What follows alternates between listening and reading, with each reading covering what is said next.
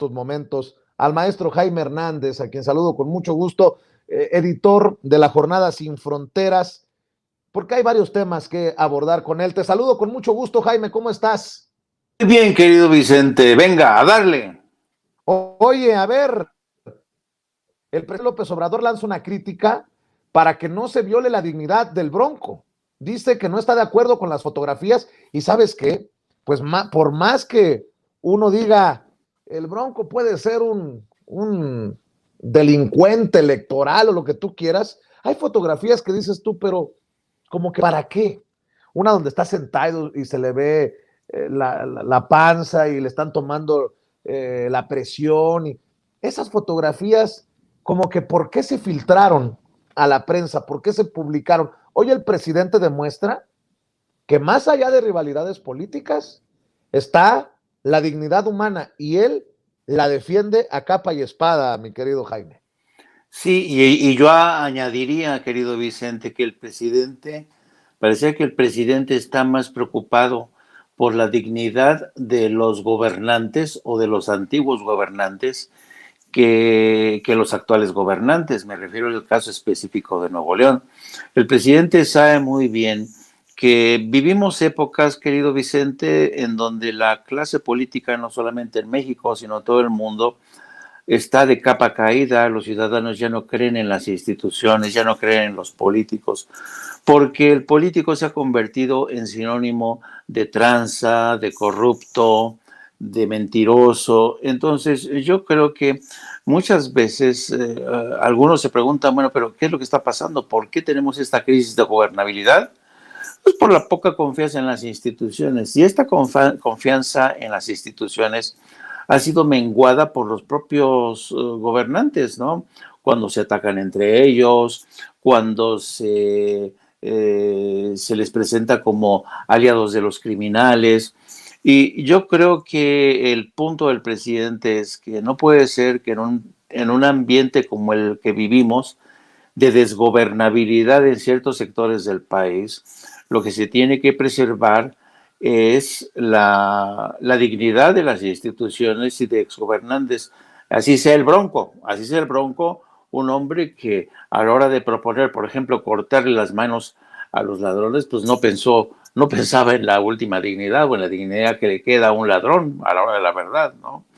Entonces yo creo que el presidente con esto da una muestra más y como tú has bien dicho, si esto es por encima de banderas, por encima de ideologías, hay que preservar la dignidad humana. Y a mí me pareció también interesante señalar que el presidente de alguna manera puso en tela de juicio no solamente el modo con que fue detenido el exgobernador de Nuevo León, sino también los motivos, ¿no? Los motivos, y él dijo, bueno, ojalá que la acusación o las razones de esta acusación y esta detención se sustenten, porque si no, imagínate lo preocupante que será, querido Vicente, que se descubra que al final el actual gobernador de Nuevo León, Samuel García, echó mano de este recurso un poco para echar a los tiburones a su antecesor y para quitarse de encima toda la presión que tiene encima por la crisis hídrica que enfrenta todo el estado. Pues estaremos al pendiente porque se me hace que esto nos va a dar de aquí en adelante y tal vez en un descuido hasta el 2024, mi querido Jaime. Oye, Jaime, a ver, ayer en Televisión Nacional, Sandra Cuevas, la alcaldesa en Cuauhtémoc, inhabilitada por un juez hasta que no se defina su situación legal por las denuncias en su contra, hizo declaraciones que me llaman mucho la atención porque no fueron cuestionadas por las entrevistadoras. O sea, básicamente las entrevistadoras le dejaron decir cualquier barbaridad a Sandra Cuevas, la prianredista Sandra Cuevas, ahijada política de Ricardo Monreal, quien ya salió a decir que es una perseguida política. Así lo dijo el coordinador de los senadores de Morena, imagínese usted. Sandra Cuevas dijo que acallar a sus críticos, desaparecer a sus críticos, es un modus operandi, es una forma de hacer las cosas de Claudia Sheinbaum y del presidente Andrés Manuel López Obrador. Callar a los críticos desapareciéndolos, como desaparece a muchos periodistas. Y me parece que es una locura esto, me parece una locura más cabrona que las entrevistadoras no le pidan pruebas o de plano cuánto salió el numerito. ¿Entendió el que entendió, Jaime? Sí, fíjate que yo creo que esto es lamentable, que una alcaldesa, la alcaldesa de la delegación Cuauhtémoc, incurra en este tipo de excesos porque, mira, hablábamos hace un momento de que el presidente estaba defendiendo la dignidad del Bronco, aunque fuera opositor, porque, insisto, yo creo que estamos viviendo momentos muy delicados, donde siempre, desde que a Felipe Calderón se le ocurrió desatar una guerra y que la violencia se convirtió prácticamente en una epidemia, vivimos serias dificultades para mantener la gobernabilidad del país. Y en ese contexto, el que una alcaldesa como la señora Sandra Cuevas venga con esta acusación tan grave, te habla no solamente del recurso, del método de esta alcaldesa que es golpeadora por definición. Todos conocen, más o menos conocen el historial de Sandra Cuevas. Ella es una mujer forjada, digamos, en la política de barrio, y yo diría en la política barrio bajera. Ella es protegida del señor Ricardo Monreal, pero ella creció básicamente, ella surge como una comerciante de dulces y poco a poco va encumbrándose, en un primer momento identificada con algunas corrientes y, digamos, tribus de lo que hoy es Morena. Pero después viene la ruptura con Morena, ¿por qué? Porque no se cumplen sus aspiraciones electorales a nivel personal, y entonces queda en lo que es hoy, ¿no? En la alcaldesa de una delegación clave que genera muchísimos recursos y defiende a su puesto, que ganó en las urnas, pero como si se tratara realmente la defensa de un territorio feudal que controla ella a golpe, a trompicones, y los testimonios de los policías que se quejaron del maltrato porque no cumplieron sus órdenes a la hora de tratar de poner orden entre los comerciantes callejeros o los ambulantes, te da una idea de cómo esta alcaldesa se maneja, insisto, como una política que practica la política barrio bajera, y eso es muy peligroso. Se me viene a la mente, querido Vicente, hablando del contexto que enfrentamos de un país consumido a veces por la violencia, por la intolerancia, por los insultos de las redes sociales. José Ortega y Gasset, que digamos es uno de los grandes ideólogos a los que más admiro yo, dijo alguna vez que es importante combatir los abusos, pero aún más importante era corregir los usos. Es decir, es más importante que tú le digas a una alcaldesa: por favor, señora alcaldesa, compórtese, actúe con civilidad, porque esta forma de actuar suya, corrigiendo a sus subalternos a punta de patadas, mentadas de madre, no va a terminar bien, no va a terminar bien. Claro, ella está acostumbrada a manejarse así porque en ese ambiente ha crecido ella. Por más títulos y maestrías de lo que presuma Sandra Cuevas, lo cierto es que es una política que deja mucho que desear. Así es que yo creo que esto la ha llevado a saltar improperios y excesos verbales como los que acaba de decir, y además lo ha hecho con todo conocimiento de causa, porque ella sabe que la estrategia de culpar al presidente de gobernar un país en el que no se respetan los derechos de los periodistas, los derechos de la oposición, pues se ha convertido ya en el guión preferido de la derecha, que quiere a cualquier costo terminar lo más pronto posible con la presidencia de López Obrador, o por lo menos recortar sus poderes para poder seguir adelante con su programa de transformación. Así es que con este tipo de declaraciones no se puede jugar. y yo creo que los ciudadanos de la delegación Cuauhtémoc tendrían que estar muy vigilantes de lo que hace esta mujer, porque yo no lo quiero ni imaginarme el día de mañana que la figura política de Sandra Cuevas siga creciendo y puede llegar algún día a un cargo de mayor responsabilidad. Yo, francamente, sálvese quien pueda en caso de que ocurra eso. Mi querido Jaime, yo que dije, ya me voy a pasar más tranquilo de aquí al fin de semana, preparar para la inauguración del aeropuerto Peanes, para no andar tan, entre comillas, madreado, para no andar tan golpeado, tan cansado, y no, mañana me tengo que ir a transmitir a la Cámara de Diputados porque se van a poner a sentar los madrazos, mi querido Jaime. Estoy leyendo a Andrea Chávez y a Hamlet Almaguer, miembros de esta generación joven de legisladores de Morena, que creo que nos van a seguir dando muchas sorpresas.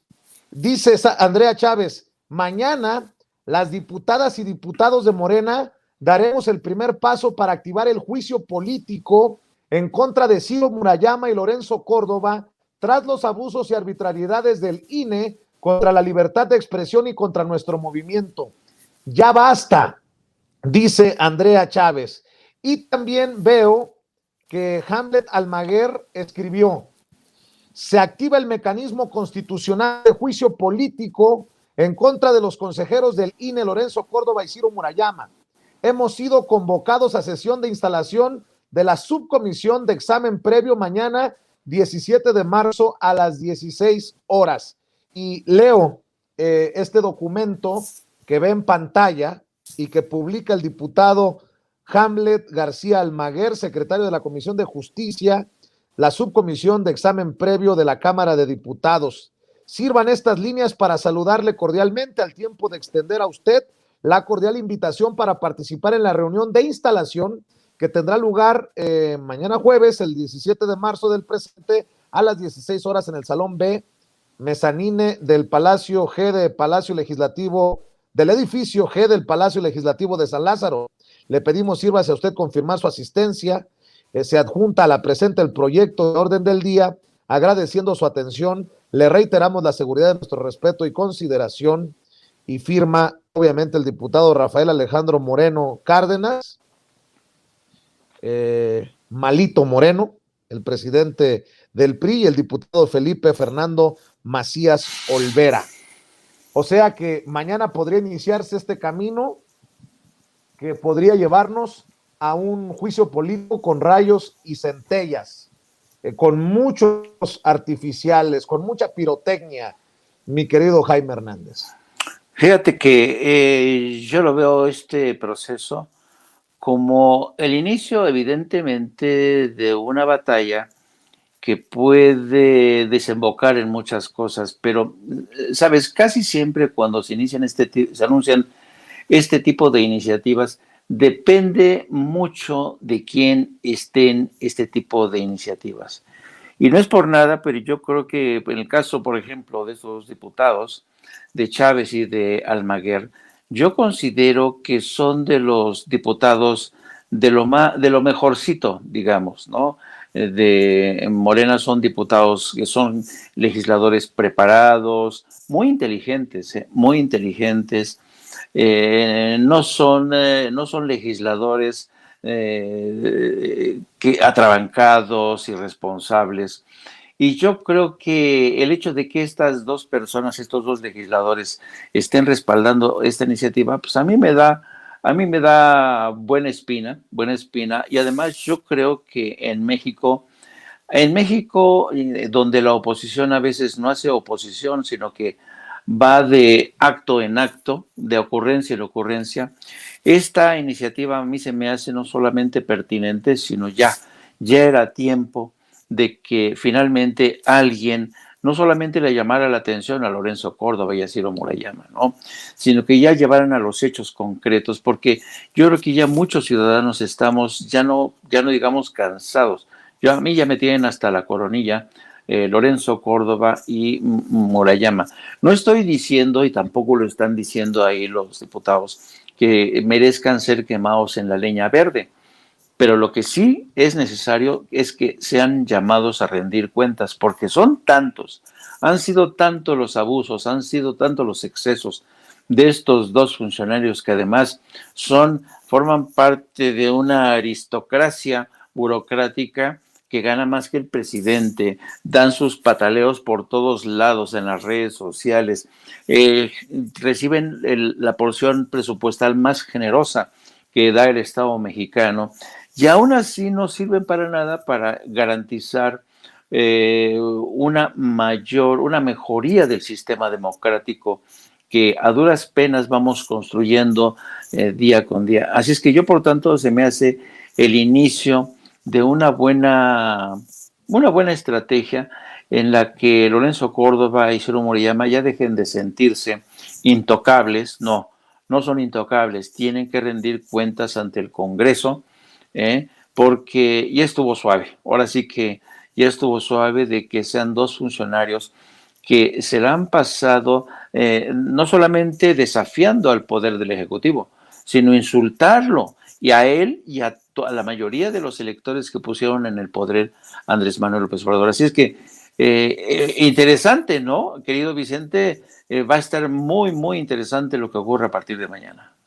Así es, y estaremos al pendiente y estaremos dando detalles nosotros aquí en Sin Censura. Déjame pedirte tu opinión en dos temas, si te parece, y si tienes tiempo, y agradeciendo la paciencia de Víctor Aramburu y del maestro Jairo Calixto Albarrán, que ya están listos para la mesa de diálogo. Leí esta nota y se me rebotó el estómago. León Trawitz, ex escolta de Enrique Peña Nieto, ligado al huachicol, sale libre bajo fianza en Canadá. León Trawitz deberá usar un brazalete electrónico para monitorear sus movimientos, y también se le impuso la obligación de vivir en un domicilio fijo y la rutina de no salir de dicho inmueble antes de las 6 de la mañana y regresar diariamente antes de las 11 de la noche. El general brigadier Eduardo León Trawitz, en proceso de extradición por los delitos de delincuencia organizada y sustracción ilegal de hidrocarburos, fue liberado bajo fianza y solo con ciertas restricciones. De acuerdo con información publicada en el sitio de noticias Business Insider México, en una audiencia realizada en la Suprema Corte de Justicia de Vancouver, el juez Michael Tamen decretó otorgar la libertad bajo fianza al general retirado, quien debe reportarse frecuentemente ante su oficial de libertad condicional. María Fernanda León, hija del general, pagó la fianza de 20,000 pesos en efectivo, equivalente a 326,000 pesos mexicanos, según cita la periodista Doris Gómora para el Business Insider. Ay, a ver si no se nos pela Baltasar, ¿eh? No creo que, hombre, el gobierno de Canadá, el sistema judicial de Canadá tendría que dar explicaciones al gobierno mexicano por haberle permitido a este general gozar de uno de los beneficios que ofrece el sistema legal en Canadá. A veces yo me sorprendo porque resulta un tanto contradictorio cómo los maleantes, cómo los bandidos de siete suelas siempre se convierten en beneficiarios de los sistemas garantistas en el extranjero, ¿no? ¿Cuántos no se ponen pies en polvorosa a sabiendas que la justicia en México ya les va a echar el guante y se van y se refugian curiosamente en Canadá? Y después, una vez que se les acaba ahí el tiempo, van a países como Israel. Y yo creo que una de las cosas que llama la atención aquí es los recursos de los que dispone el general Trawitz, no solamente para permanecer en Canadá, sino para pagar una defensa que le permita gozar de estos beneficios, ¿no? Pero yo creo también al mismo tiempo que Canadá... Dime. ¿Y quién tiene $20,000 en efectivo para pagar una fianza? Digo, ya quisiera yo tenerlos en el banco para otras cosas, ¿no? Pero para una fianza sí, no sé, perdón, soy muy mal pensado. No, es que es así. Yo creo que las cosas son como son. ¿Para qué vamos a tratar de presentarlas de otra manera? Como tú dices, no es que de repente el general Trawitz haya echado una llamada telefónica a sus familiares en México para decir, oiga, préstame una lana, ¿no? para salir libre bajo fianza. No, no, no, no, no. Ellos tienen recursos. Incluso antes de tiempo yo me atrevería a decir que el general Travis habrá movilizado sus cuentas bancarias para tener recursos en el extranjero. Es la misma el modus operandi de estos beneficiarios de la época dorada de la corrupción bajo el gobierno de Enrique Peña Nieto. Y por un lado, ¿sabes? Esto a mí me sabe mal sabor de boca, porque no es por nada, porque por culpa de personajes como General Travis se pierde, ¿sabes? Pierde lustre la imagen de una institución tan querida en México como es el ejército, ¿no? Pocas veces realmente los casos son contados de exmilitares que son acusados de corrupción, de enriquecimiento inexplicable, y se largan, y en lugar de hacer honor a sus insignias y al uniforme y presentarse como hombres y decir, a ver, se me acusa de esto, señor, aquí estoy presente en los tribunales, que se presenten las pruebas, yo soy inocente o sí soy culpable, pero no, se comportan como ladrones, insisto, de 7 suelas, que buscan y se van precisamente y se acogen y buscan los mejores beneficios penitenciarios judiciales de un país como Canadá que sí respeta, es muy garantista Canadá en ese sentido. Para cerrar, mi querido Jaime, acuérdate que sin censura podemos salir del chongo, pero todos tenemos la oportunidad de dar nuestra opinión. Te estoy preparando por si acaso no estás de acuerdo conmigo. Pero fíjate, mi querido Jaime, que escribí en Twitter y ya lo voy a explicar por qué.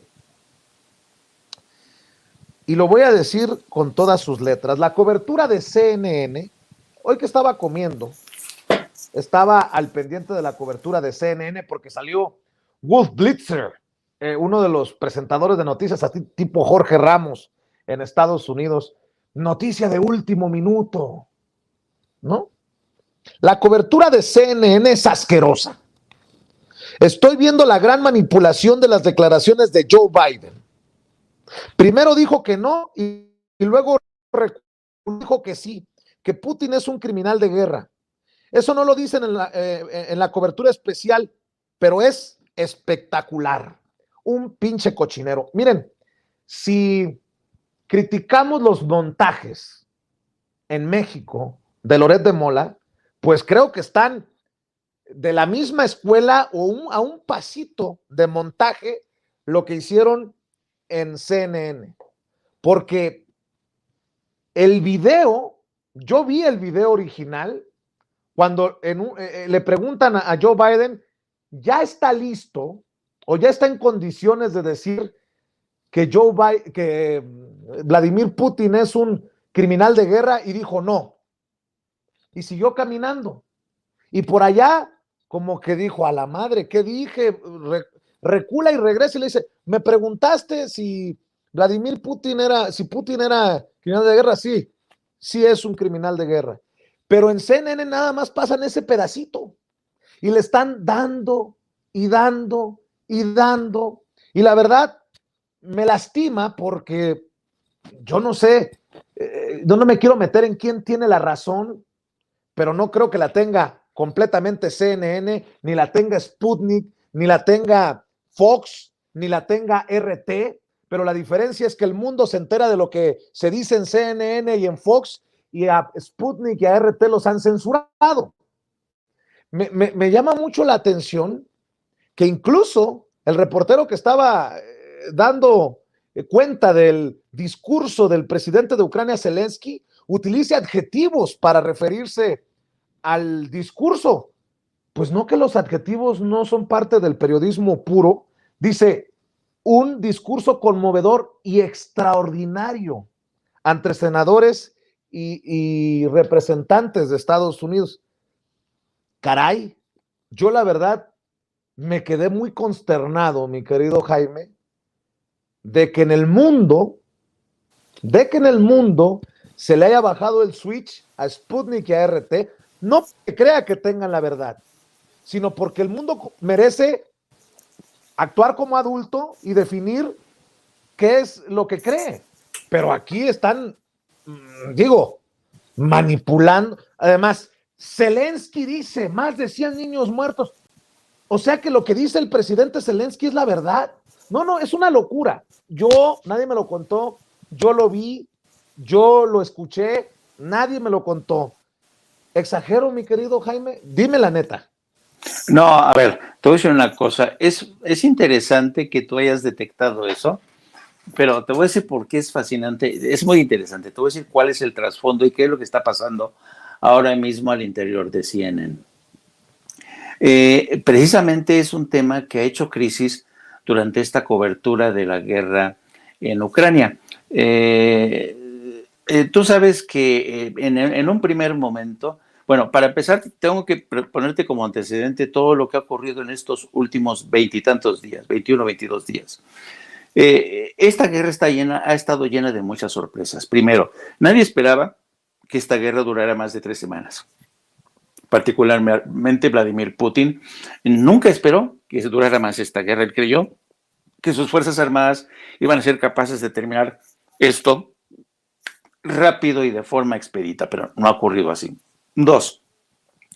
En un principio, porque hemos estado en medio de una guerra de propaganda que ha desatado pasiones hacia ambos lados. Entonces, hay una guerra de propaganda terrible en la que poco a poco, en primer momento, Rusia fue muy activa, pero hay que reconocer que los ucranianos y con la ayuda de Estados Unidos y la Unión Europea han conseguido de alguna manera con estas imágenes de bombardeos contra objetivos civiles, todo este rollo, han logrado más o menos ganarles en el pulso de la guerra contra la propaganda, de la propaganda con estas imágenes, con estas declaraciones, y luego han convertido al presidente Zelensky de un actor cómico en algo lo más parecido a Winston Churchill, ¿no? Entonces, ¿qué es lo que está pasando? Están ocurriendo cosas más inesperadas, confusas, sorprendentes. Pero, y aquí voy a lo que tú has observado hoy, en el curso de la última semana, al interior de CNN se ha desatado un intenso debate porque consideran que muchos de los presentadores están haciendo un uso excesivo de calificativos y tienen que apegarse más a los hechos, ¿no? Como tú dices, tras un discurso utilizan un lenguaje grandilocuente, dicen que sí, que el presidente Zelensky, insisto, prácticamente a Zelensky lo han convertido en un Churchill de la era moderna. Entonces, ¿qué es lo que está pasando? Al interior de CNN hay un intenso debate en estos momentos justamente para dar un golpe de timón y terminar con esta era en el que los anchorman, es decir, los principales presentadores, dejen de editorializar a cada rato y se limiten a presentar los hechos, ¿no? Porque entonces sí estamos ante una de las cadenas de gran alcance mundial que no solamente presenta los hechos, sino que los barniza según la línea editorial, en este caso contaminada de la visión de la Casa Blanca, ¿no? Que ha presentado a Rusia como aquí el único enemigo, que sin contemplaciones y sin tener en cuenta pues que también la OTAN, la Unión Europea y el propio Estados Unidos han tenido una gran responsabilidad en el estallido de esta guerra, ¿no? Entonces, yo creo que tienes mucha razón y por eso no me extraña que te haya saltado eso, porque si al interior de CNN ya hay este reclamo de periodistas profesionales y veteranos que están diciendo, ojo, no podemos comportarnos como porristas, señores, tenemos que ser periodistas, limitarnos a presentar los hechos, porque además se da la circunstancia de que ya no tenemos competencia. ¿Por qué? Porque hemos contribuido a que RT la saquen del aire, Sputnik también, y entonces, pues, ¿de qué se trata esto, no? ¿De qué se trata? Yo estoy contra la censura de las grandes cadenas como RT o Sputnik, porque la mayoría de mira, somos adultos y somos capaces de entender la información que te dé RT, seamos capaces de leer entre líneas, la gente no es tonta. Y entonces, pero a mí es mucho más grave censurar a medios de comunicación rusos ante el temor, ¿no? Ante el temor que te vayan a ganar por esa guerra de la propaganda. A mí se me hace un tratamiento no solamente desigual, sino poco ético, poco ético. En este sentido yo coincido en muchos sentidos. Al principio yo tenía mis dudas de lo que decía el presidente Andrés Manuel López Obrador cuando castigaron a Donald Trump y lo retiraron de Twitter. Pero con el tiempo me he dado cuenta que no puedes dejar en manos de estos gigantes de Silicon Valley la discrecionalidad para que ellos decidan, no, pues nosotros somos los que sabemos y qué es lo que conviene o no conviene a los ciudadanos. Nosotros somos aquí los grandes guardianes de la verdad. Eso no me gusta para nada. Y por eso te entiendo, y ciertamente en épocas de guerra, querido Vicente, y esta no es la primera vez, mira, por eso tengo este cuadro. Y este fenómeno ocurrió desde la Guerra del Golfo. El que los medios de comunicación como la televisión y cadenas como CNN te hablen de la guerra, y por eso ponen este dibujo de un gran caricaturista que me lo regaló, y precisamente haciendo crítica de los medios masivos, los soldados ahí con la televisión, porque ahora los conflictos los ves por televisión, ¿no? Ves las imágenes espectaculares, por tanto, a sabiendas de que son el único canal de comunicación y de percepción que tenemos todos nosotros. Digo, basta con que nos presenten las imágenes y nos den una crónica lo más mesurada, específica, concreta, y que se guarden sus comentarios editoriales, porque yo creo que estamos viviendo en un mundo ya tan contaminado por la polarización, por la enajenación, que yo te entiendo perfectamente y creo que este instinto tuyo lo detectó inmediatamente y por eso tu organismo reaccionó así. Eso da la medida del buen periodista que eres, querido Vicente. Pues sabe, mi querido Jaime, lo primero que pensé, mira qué hijos de puta.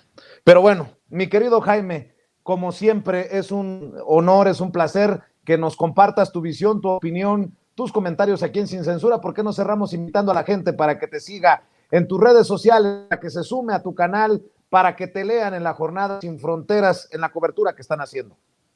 Sí, pues estamos ahí dándole, abriendo brecha, tratando de abrir brecha poco a poquito, como muchos medios independientes, a veces con las uñas, tú sabes muy bien lo que es eso, a veces con problemas técnicos, lo que sea, pero lo que nos alienta es el respaldo de la gente que poco a poco voltea hacia nosotros y nos ve como una opción.